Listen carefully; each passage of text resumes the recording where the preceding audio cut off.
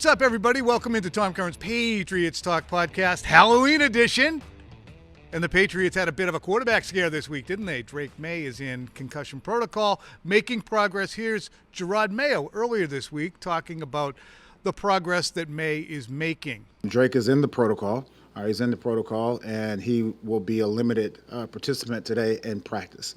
So in saying that, yeah, he will throw the ball at times in practice today, but he will be limited. It's brought to you by Shaw's, perfecting the art of fresh. Phil, if he's in the protocol and he's cleared from the protocol, one would presume you just use the football player, right? It seems as if there's an actual conversation as to whether or not the Patriots should slow play this and maybe take their time. No, the whole reason the protocol is there is so that it takes that slow play element out of your hands. If you want the player on the field, once he's cleared, put him on the field. There should be no discussion here. Even if Jacoby Brissett goes out and leads the Patriots to a victory, I'm saying, say he's not cleared this week, Brissett plays this week, plays well, Maye's cleared soon thereafter, you get Maye on the field whenever you can. Part of the reason he's playing right now, Tom, is because they want to get as much out of him as they can this season, find out what they have in everybody else, and move forward. He's also the best quarterback at the moment. That's the thing. It's clear over the course of time that the team improved when Drake Maye was out there. The offense looked better. We saw even before he went out with the injury, 3 carries, 46 yards. He runs for a 17-yard touchdown. I think the receivers are better. The offensive line has performed better. And with Jacoby, look, there's a bit of a more methodical, for lack of a better word, slow developing nature to this Patriots offense. So to me, it's pretty well established that of the two quarterbacks, the better one is Drake Maye. So you'd have to explain to your locker room, whether expressly or somehow, why you're using a player who's not as good as the player you're sitting down for no good reason. I would love to know who's actually having this discussion. All right, we are. If Drake Maye was cleared and didn't play against Tennessee, I'd be stunned. Well, the reason I bring it up is we did bat it around a bit on early edition this week as to whether or not, because Maye is the franchise, you want to take extra precautions to make sure that he isn't put in harm's way. But my contention is harm's way is professional football.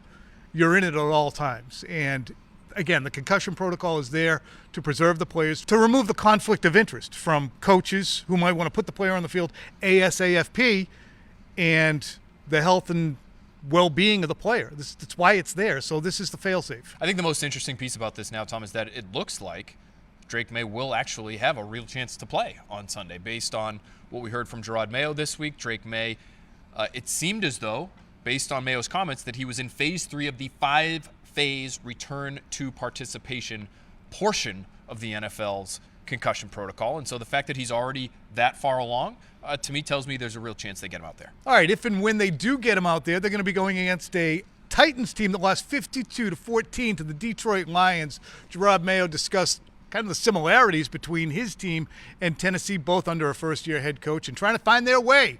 Titans are 1-6. When I look at that team, it's a team that they're really in a similar situation as us. They have good players. They have a good scheme. They just haven't been able to put it together as far as a record is concerned. Now, in saying that, they have talent all across the board. Like, you look at their defense, it just starts with the front. They have a lot of good players up front, and it starts with Simmons. And he's one of those guys that's a huge disruptor. You go to the second and third level, you see a lot of guys with speed and flying around. I would also say they're a little bit unpredictable as far as the play calling on the defensive side of the ball, which is a huge challenge for us. And as I always say, we have to be able to see the same picture through the same set of goggles. All right, on the face of it, this should be a game that the Patriots win. Not only is Tennessee in disarray, but additionally, every team that plays the Lions, Phil, suffers a hangover in the week after. Okay? It's like 10 straight games the opponent has won a team coming off a Lions game. So everything points to perhaps a 2-game winning streak. I think it's certainly in play. And I would even say so if Jacoby Brissett was playing quarterback this week. This is the kind of game that they should at least be in, Tom. It should be competitive. And if they can clean up some of the things that we saw a week ago in their win to the Jets, where, for example, they were not consistent at all when it came to running the football. If they can get a little bit better in that regard, if they can not allow a 40-yard punt return or have a punt deflected from Bryce Behringer, if they can continue, not to turn the ball over. and to win the penalty battle. I think those types of things would lead to them winning this game. I don't see why they shouldn't. I know they're not favored, but I'm thinking about picking them this week. What's interesting about that, though, is as the Patriots look at Tennessee and go, we can beat these guys. Tennessee is looking at 1-6 and saying, we should have a shot against the Patriots. The Patriots have been the get-right team for the Jaguars, for the Dolphins, for the Niners even, when the Niners had taken a couple of shots on the chin, and then the Patriots went out there and got manhandled. So Tennessee is going to look at this game as an opportunity. To me, that means that the Patriots, as you said, have got to show early efficiency in this game. And that's something that they actually have done in the past 2 weeks, which is a good trend. And I think a lot of that comes back to the offensive line, which to me is jaw-droppingly efficient in what it has been able to accomplish with the litany of players it has there. Yes, I agree. They've been much better. I might stop short at jaw-dropping. Okay, well, listen, it's Ben Brown. It's Ben and Brown. Mike Jordan. It's Michael Jordan. Demontre. It's Vidarian Lowe, who I think has played well. Demontre Jacobs, to me, looked okay for the most part at right tackle. Maybe save for the very last play where both he and Micah Wenu, it looked like, missed a block on the goal line, and they were still able to punch it in to win the game. So, yes, good for them. They're making the best of a bad situation up front. I would just, again, if Drake Maye can't play, I think your fast starts might go out the window. To me, he has been the engine behind the fast starts that they're getting to these games. The fact that they can overcome things like negative plays. We've seen them take a sack or have a penalty and move back and face a 3rd and long situation, and it's not death for them anymore with Drake Maye behind center. With Jacoby Brissett, it might be a different story. Why is that? Is it just Jacoby is so deliberate? It's Drake Maye's ability to extend plays. I mean, he has been so effective when it comes to his scrambles. He's, near the top of the league when it comes to both his average yards per carry for quarterbacks, but also the scramble rate that he has been tending to show as his time as a starter. He runs a lot, and when he does, he runs well. And that to me is the biggest difference. It's the ability to extend plays, because he can do it in the pocket too without running for yardage, Tom. But picking up those crucial yards on 3rd and 8, because for a lot of teams, that's a man-to-man down. And if you get man-to-man defense and you're an athletic quarterback who can run, everybody's back is turned to you, and you've got nothing but green space in front of you, that's going to mean conversions. Gerard Mayo opined that maybe Drake Maye could have done a better job protecting himself with the slide last week. You agree with that? It's a tough one for me to critique him on, quite frankly, because he was, if you remember on that play, he was bumped, and he was sort of stumbling forward, and I think it was impossible for him to get into his slide much sooner than he actually did.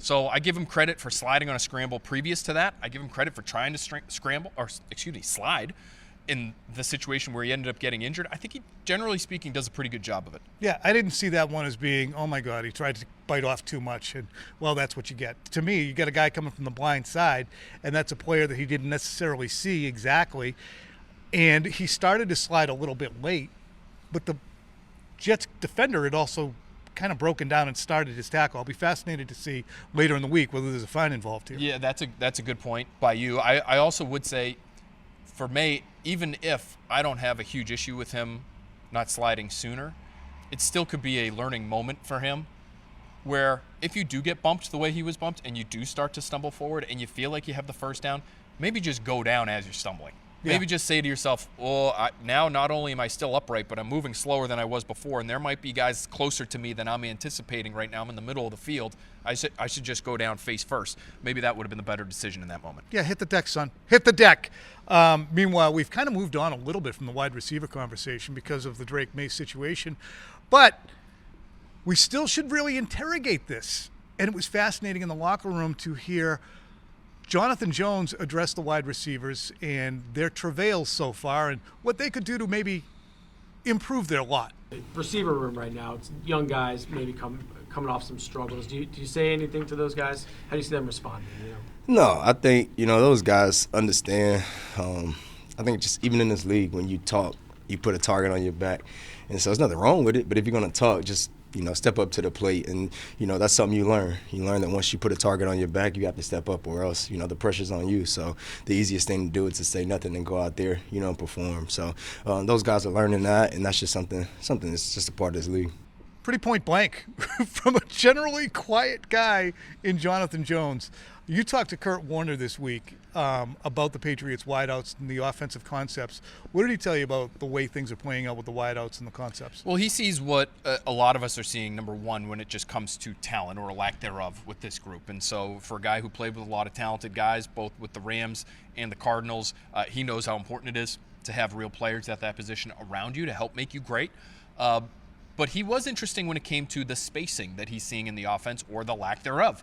And our conversation was sort of around, is it the chicken or the egg? Is it Alex Van Pelt and his designs that are leading to a lack of spacing where you might have two players that are running routes and they end up 5 or so yards apart where one defender can defend both guys, or is it the receivers doing the wrong things? Let's go ahead and throw to that bite from Kurt Warner on the Next Pats podcast. When I do these breakdowns, that's the one thing that I'm not privy to, right? I'm not privy to being in the room and knowing how these things are taught. If what I see on film is how it's designed or how it's taught from the coaches, or whether that's players in the moment, not doing what they're supposed to do, affecting the spacing of it. So I don't know the answer. That's where I can throw out the idea that the spacing is not good here. If it's taught where a guy's running a 12-yard route and the guy underneath him is running a 6-yard route, there's something wrong with that design, because there is no way for one guy can cover both of those guys. There's no way for a quarterback to kind of read that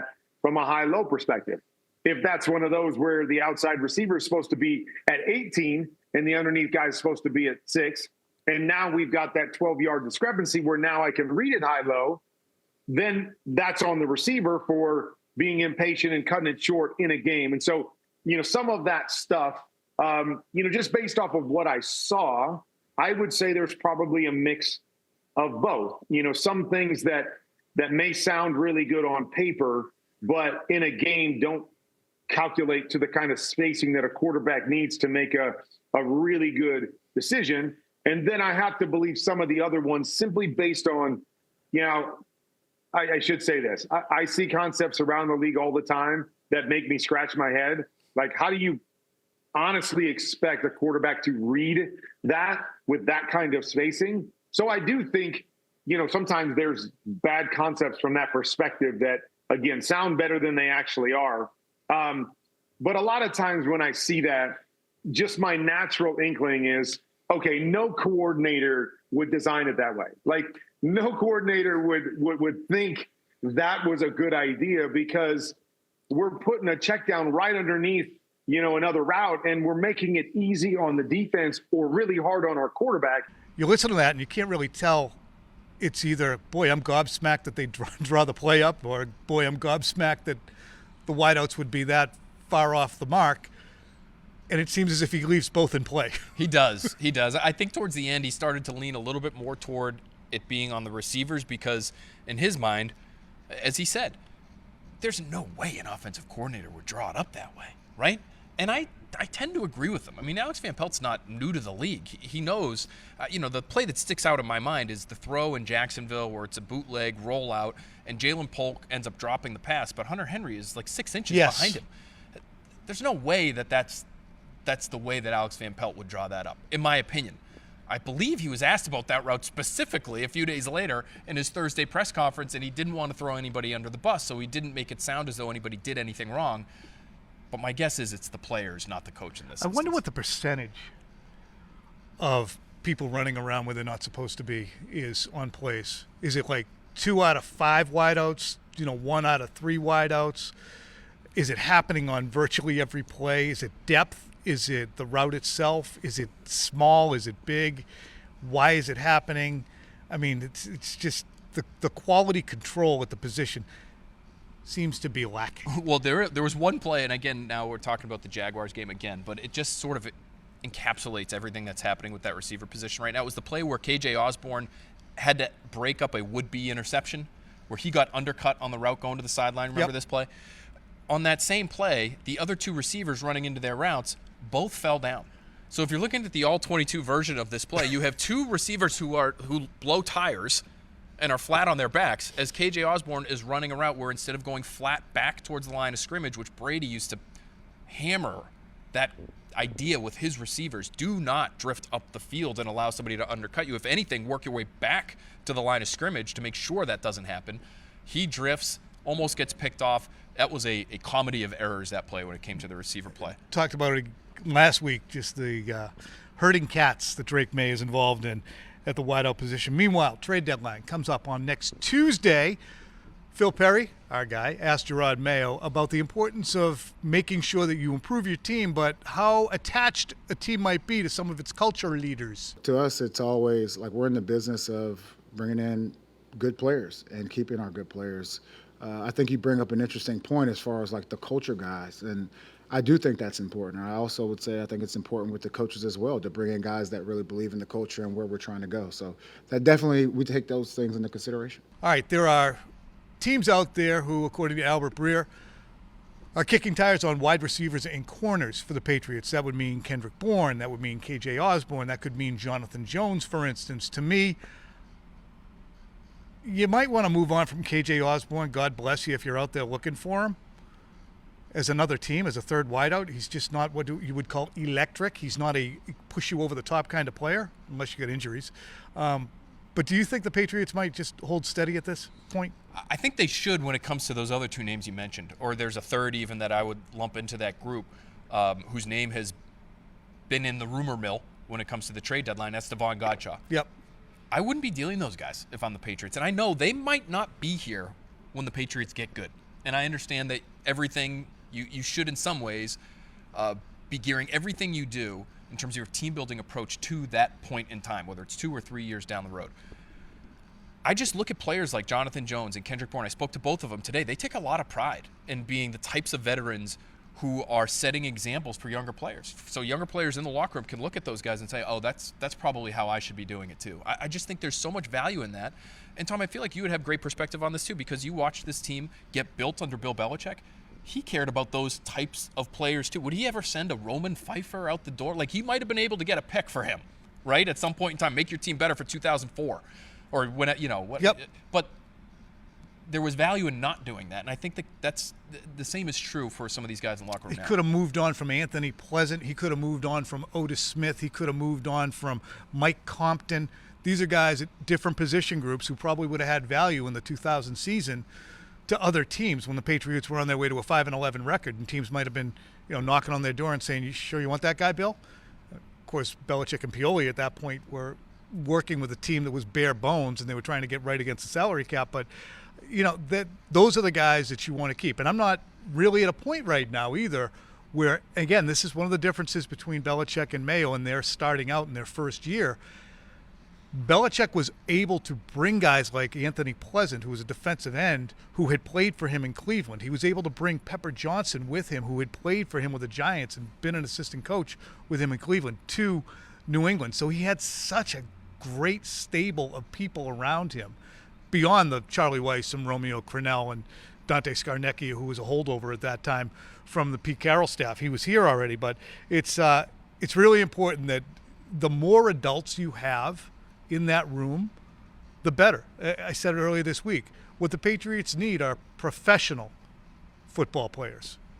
Heavy on professional. Phil, this is something I opened my Tuesday podcast with that I think you might find interesting. I saw a question on Big Boy Tuesday posed to Greg Bedard by Felger and Maz. And the question was, how interesting or fun is it to cover the team this year? Is it interesting or fun as a beat reporter? My opinion was, it's actually a little more frustrating than anything else. And the reason I gave was, it's hard to really establish what the baseline expectation is on a week-to-week basis as for what you want to see. Where should they be relative to the curve that they're feeling? So I found it frustrating to, in terms of analysis, not in terms of news breaking or information gathering. Just in analyzing the team, it's frustrating to do because there's so many caveats you attach. Right. It's not just down to wins and losses. I mean, it really isn't. We're trying to figure out, okay, can they have their stuff together on a weekly basis, and what does that even mean? And so there's a lot of gray area between what you might find to be a good performance and what I might find to be a good performance. So it is a little bit difficult in that sense to try to gauge their trajectory and see really where they're at. Of course, after they win a game, it's easy for us to point at it and say, well, they're doing this and that and the other thing a little bit better. But that could very well change this coming week against a bad team, and then where are we there? You know, it's hard to make sweeping takeaways when it comes to the quality of the football. But when it comes to that other stuff, it has been interesting. You can't say it hasn't been interesting between the quarterback battle and following the development of the new quarterback and the new head coach and the new de facto GM. There's been a lot to cover. Yeah, it's definitely interesting to see a team kind of just germinate. And to see a team that has one foot in the past with Bill and one foot in the future. And I think that's one thing that we continue to really look at. What's frustrating is I can't tell sometimes what lays at Bill's feet and what lays at the feet of Elliott Wolf and Matt Groh and whoever else, especially personnel-wise. So, like, you take a guy like Tyquan Thornton, who's just not a good player, especially for this team. Well, where do you say, well, that guy can't play and they never should have drafted him, or they should have moved on from him, or who was responsible for that? Is that a Bill mistake? Is that an Elliott mistake? Is that a Groh mistake? Who made that mistake? So those are the things. They're nebulous. They're ambiguous. They're tough to pin down. But that's why we're here. That's why we're here every single week doing the job for you, ladies and gentlemen. All right, Phil, that's going to be a wrap for us. You're going down to Nashville, correct? I'm going down to Nashville. Looking forward to it very much. I love Nashville. Of course you do. Yeah. Music involved for you? Music? You going to get involved with that? Yeah, maybe. You never know. I get down there pretty late on Saturday. All right. Yeah, so Well, maybe I'll hit the stage. Just hum a wit. I like that place. You mean the stage? Yeah. Yeah, I like that place. You know, I performed on the stage once. At the stage? Yeah, at the stage. On the stage. Really? Yeah. With Mr. Fred? No. Mr. Fred was No, I got Phil's called band. up for a guest appearance. Did you really? Yeah. How come you like that place? I like that place too. I mean, I just happened to be there. I don't know why I gravitated to that place, but my wife and I went down there and we kept going back to that place because it was the easiest, most comfortable place we found. Did you like how I made it sound like the band asked for me to jump up on stage, and it wasn't me very late at night asking to come up and sing a song, and the band was kind enough to allow me to sing a song with them? Bizarre that they would do that. Very bizarre, but it was a great time. What'd you sing, guy? I think that was the height of Wagon Wheel, I think. This was a long time ago, 12 years ago. Okay. So we did Wagon Wheel. Can you sing a little bit a cappella right now? No. All right. Thanks, folks. Make sure you tune in to listen to the next Pats podcast and tune in Sunday for pregame live starting at noon.